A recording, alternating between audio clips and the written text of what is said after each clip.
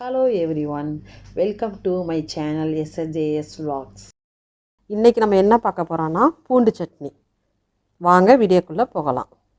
பூண்டு சட்னிக்கு தேவையான பொருள் என்னென்னா வரமிளகா, பூண்டு, சின்ன வெங்காயம், 2 தக்காளி. இப்போ நம்ம ஒரு சட்டியை கடாயில் வச்சாச்சு, எண்ணெய் ஊற்றியாச்சு.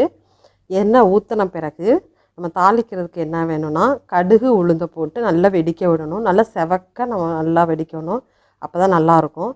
அதுக்கு பிறகு நம்ம என்ன செய்யலாம், வரமிளகாவை காரத்துக்கு ஏற்றாப்புல உங்களுக்கு எவ்வளவு காரம் வேணுமோ அவ்வளோக்கு போடுங்க. பூண்டை போடுங்க, நல்லா வெடிக்கும். அதனால் நீங்கள் பார்த்து கேர்ஃபுல்லாக கொஞ்சம் செஞ்சுக்குங்க. நல்லா கிண்டி விட்டு சின்ன வெங்காயத்தையும் நல்லா போட்டு நல்லா வதக்குங்க.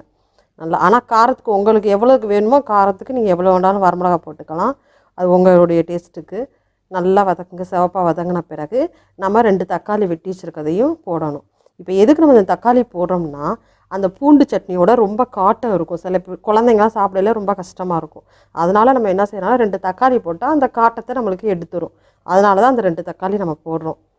நல்லா போட்டு நல்லா வதக்கின பிறகு தேவையான அளவு உப்பு போடுங்க. எப்பவுமே வதங்கின பிறகு போடுங்க. நம்மளுக்கு அது வதங்கிறதுக்கு முன்னாடி போட்டோம்னா நிறையா இருக்க மாதிரி இருக்கும். இப்போ அதை நல்லா ஆறின பிறகு நம்ம அதை ஒரு மிக்சி சாரில் போட்டு நல்லா அதை அரைச்சி எடுத்துக்குவோம்.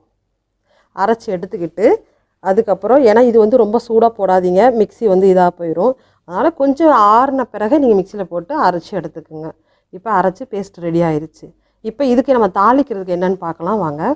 இப்போ ஒரு கடாயில் நல்லெண்ணெய் ஊற்றிக்கிங்க. இந்த நல்லெண்ணெயை யூஸ் பண்ணுங்கள், அதுதான் உடம்புக்கு நல்லது. ஏன்னா இதில் அதிகமாக நம்ம எண்ணெய் சேர்க்கறனால நல்லெண்ணெயை ஊற்றிக்கிறது பெஸ்ட்டு. இப்போ தாளிக்கிறதுக்கு என்னென்னா கடுகு உளுந்தை போட்டு நல்லா வெடிக்க விடுங்க. நல்லா செவக்க வெடிக்க விடுங்க. நல்லா வெடிக்கட்டும், ரொம்ப கேர்ஃபுல்லாக செய்யுங்க. இப்போ கருவேப்பிலையை போட்டுக்குங்க. நல்லா கருவேப்பிலை பொரிஞ்ச பிறகு இப்போ நம்ம அரைச்சி வச்சுருக்க பேஸ்ட்டை அதில் ஊற்றணும். ஊற்றி நல்லா அதில் மிக்சியில் கொஞ்சோண்டு வாட்டர் ஊற்றி நம்ம கலக்கி ஊற்றிக்கலாம். அதில் ஒட்டியிருக்கும் நிறையா, அதனால் நம்ம அதையும் ஊற்றி கலக்கி வேஸ்ட் பண்ணாமல் ஊற்றிக்கலாம். நல்லா கிண்டி விடுங்க. நல்லா கிண்டணும், நல்லா கொதிக்கணும்.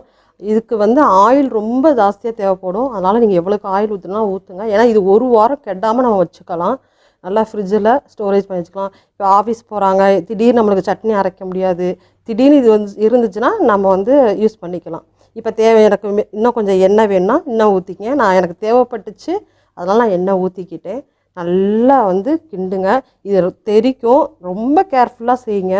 ஏன்னா இது மீடியமாகவே வச்சுக்கோங்க. கிண்டையில் மீடியமாக வைங்க, ரொம்ப ஸ்லோவில் போட்டுருங்க கொதிக்கையில். இப்போ நம்ம ஊற்றின எண்ணெய்லாம் பாருங்கள் நல்லா பிரிஞ்சு வந்துடுச்சு. இப்போ அவ்வளோதான், மூடியாச்சு.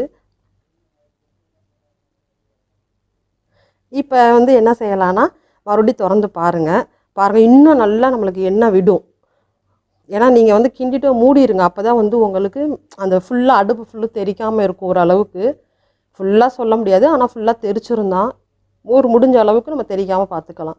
ஆனால் கை கேர்ஃபுல்லாக செய்யுங்க, இது ரொம்ப தெரிக்கும். இப்போ நல்லா கிண்டி விடுவோம். கிண்டி விட்டு பாருங்கள், நம்ம ஊற்றின எண்ணெய்லாம் நல்லா பிரிஞ்சுக்கிட்டு வருதா பாருங்கள். செம்ம டேஸ்ட்டாக இருக்கும். இட்லி, தோசை இதோட வச்சு சாப்பிட்டு பாருங்கள், செம்மையாக இருக்கும். சான்ஸே இல்லை, செம்ம டேஸ்ட்டாக இருக்கும். சாப்பிட்டு பார்த்துட்டு உங்களுடைய இதை எப்படி இருந்துச்சுன்னு சொல்லி உங்களுடைய ஃபீட்பேக்கை சொல்லுங்கள் கண்டிப்பாக.